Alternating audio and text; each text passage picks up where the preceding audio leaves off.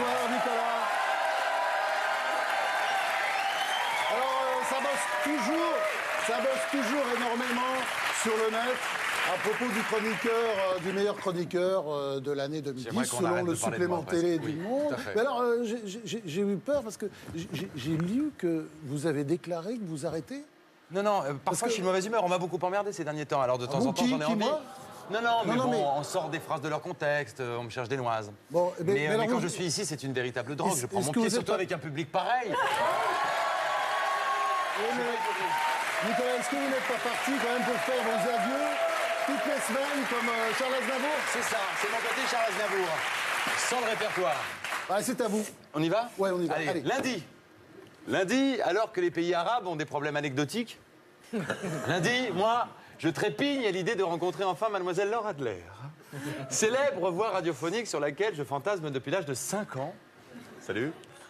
Et que j'écoute le soir en feuilletant des photos d'Angelina Jolie, m'auto-persuadant que la femme de Brad Pitt me parle pendant des heures de Marguerite Duras, au lieu de confondre le tiers-monde avec un supermarché bio de bébés sénégalais.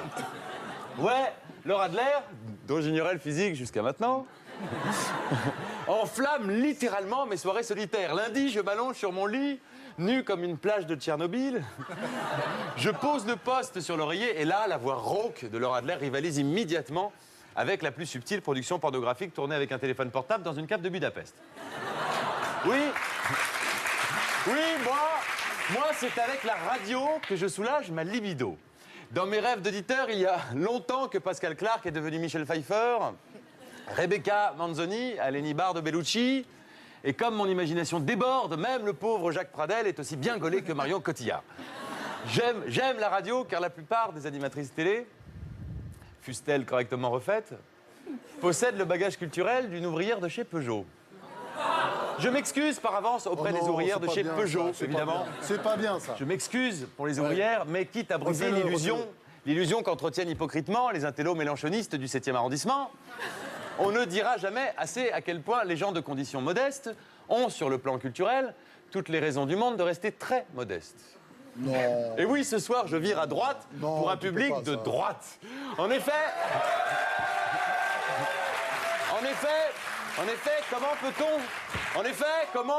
comment peut-on chaque jour s'indigner devant la morale douteuse de nos grands patrons sans jamais déplorer la scandaleuse paresse intellectuelle de leurs employés? Oui, toi, la caissière qui m'écoute, ou plutôt qui ne m'écoute pas, puisqu'à l'heure où je parle, tu brûles tes derniers neurones devant Koh-Lanta. Toi, l'esclave aviné dont la vie somnolente démarre dans le RER pour finir devant une barquette de nouilles Leader Price réchauffée au micro-ondes. Toi, Sylviane, la RMiste ravagée par une journée de corvée ingrate et les insultes répétées des 3 gosses débiles. Toi, Sylviane du genou, ton désespoir légitime n'est-il pas aggravé par la honte d'être à ce point inculte en matière d'art contemporain et de littérature allemande? Je te le demande. Toi qui es persuadé que Michel Butor est un héros de bande dessinée, le fameux Super Butor, et que Jacques Derrida présente le juste prix, comment ne trouves-tu pas le temps, feignasse, après avoir récuré les chiottes de ton HLM, signé l'avis d'expulsion de ton fils aîné et cassé ta tirelire pour un paquet de gitane, comment ne trouves-tu pas le temps, raclure, d'écouter France Culture? France... Ah ouais, ça rime. Ouais, c'est bien. Ça rime. France Culture qui te propose pourtant un débat passionnant entre Alain Finkielkraut et Bière Assouline sur le thème l'antisémitisme inconscient chez les contrôleurs de la RATP.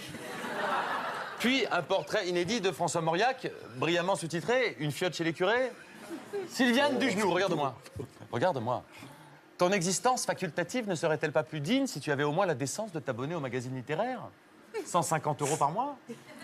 Ou à la Comédie Française? 65 heures d'ennui par semaine? Non! Non, car le pauvre est un con. Et heureusement pour lui, car la connerie est à coup sûr l'antidépresseur du pauvre. Alors arrêtez, bande de menteurs gauchistes, de réveiller sans cesse le fantôme de Jean Vilar et son théâtre populaire. Non! Tout le monde sait que le théâtre populaire a été inventé pour distraire la pétasse UMP qui habite à 2 mètres du palais de Chaillot.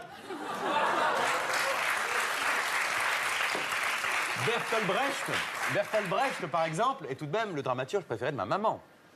Et quand on sait que cette dernière vient de faire construire une piscine à remous sur la plage privée de son palais de Tanger, on est quand même très loin de la culture pour tous.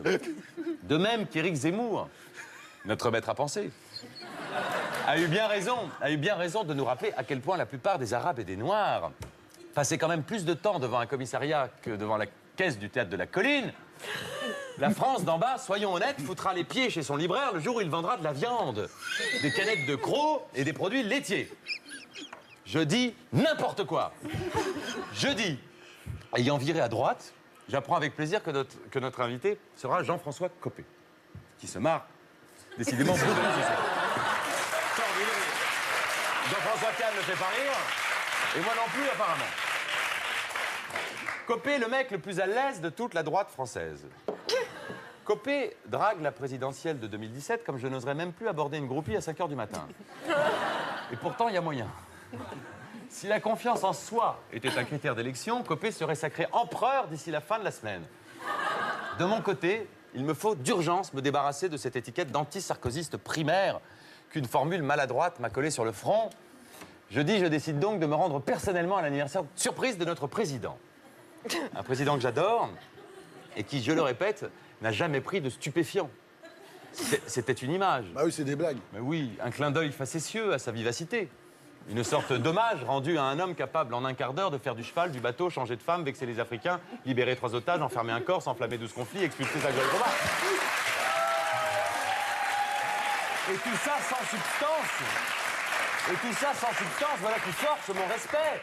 Pour faire le quart de ça, moi, il me faudrait le traitement d'un cycliste italien, je ne sais pas. Ainsi que quelques champignons sauvages. Sarkozy, sois mon ami. Je veux être avec toi pour souffler tes bougies. Moi aussi. J'ai besoin des gens de droite pour monter mes projets et remplir mes théâtres. D'autant que mon banquier est assez tolérant pour accepter les chèques de tous bords confondus. Moi aussi, je veux chanter Happy Birthday avec Carla Bruni. Je veux draguer les filles dans les rues de Neuilly avec Jean Sarkozy, comparer nos shampoings, nos crèmes de soins, nos crèmes de nuit, et créer le parti des rejetons célèbres de célébrités. Je veux fêter l'anniversaire de notre président, sauf que j'ai pas de carton. Et que pour un artiste, rien n'est plus difficile que de rentrer à l'Élysée quand on a du talent et un peu de culture. Du coup... Ne pleurez pas. Du coup, jeudi, je refais mon CV. À 14 h, j'ai chanté en duo avec Mireille Mathieu à la foire aux laitues de Levallois-Perret. À 16 h 40, j'ai écrit le prochain spectacle de Jean-Marie Bigard, qui commence en fanfare par un sketch inédit, La salade de couilles, où l'on voit Jean-Marie simuler brillamment l'éjaculation d'une loutre sur une mélodie subtile de Didier Barbelivien. À 19 h 30, j'enfile un smoking rose, et pour être certain d'entrer à l'Élysée, j'entame une aventure torride avec Stevie Boulet, qui est beaucoup moins con qu'on le dit, mais bien plus qu'il le pense. À 20 h 45, me voilà parmi eux, sorte d'espion du KGB planqué sous la table de la Maison-Blanche. Sauf que je m'y sens bien. Ces gens sont sympathiques, enfin, pas tous. Au fond, n'est-ce pas le monde dans lequel je suis né? Je reconnais les lieux. Je me rappelle le temps où Mitterrand changeait mes couches, qu'il m'appelait Mazarin. D'ailleurs, soudain, je me rappelle cette petite fille discrète découverte par hasard dans une geôle du palais, son beau visage dissimulé sous un masque de fer. On a joué au docteur, elle et moi, sous le regard libidineux de François de Grossouvre. C'était le bon vieux temps, celui de la gauche élitiste, celle qui citait Zola en relisant Drieux. Vendredi, pour conclure, rassurez-vous, j'ai gagné mon pari. Paraître sulfureux sans me fâcher avec personne. Un coup à gauche, un coup à droite. Car l'époque est au lâche, au traître, à l'ouverture. Seuls les miroirs nous font la gueule. Et on peut se coucher, la conscience presque tranquille, tout en se répétant « Non, je ne suis pas un enculé, je vis avec mon temps ». Voilà, pour moi, ce fut une semaine de merde. Alors imaginez ce que je pense de la vôtre.